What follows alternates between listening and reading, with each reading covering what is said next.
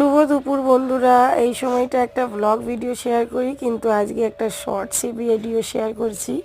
হঠাৎ করে শরীরটা খুবই খারাপ হয়ে গেছে, মানে কদিন ধরে একটু সর্দি লেগেই ছিল, হঠাৎ জ্বরও চলে এসেছে।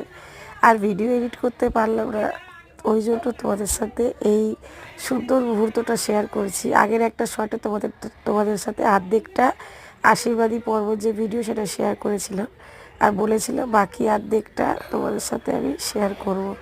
তো ভাবলাম চলো তোমাদেরকে ব্লগ না দেওয়ার কারণটা বলে বাকি অর্ধেক মুহূর্তটা তোমাদের সাথে শেয়ার করি।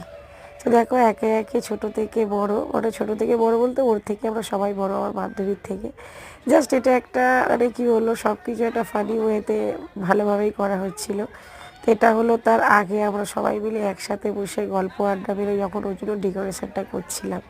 সত্যি বন্ধুরা, আজকে 4-5টা দিন হয়ে গেল, কিন্তু সেই মুহূর্তগুলো প্রত্যেকটা ক্ষণ মনে পড়ছে।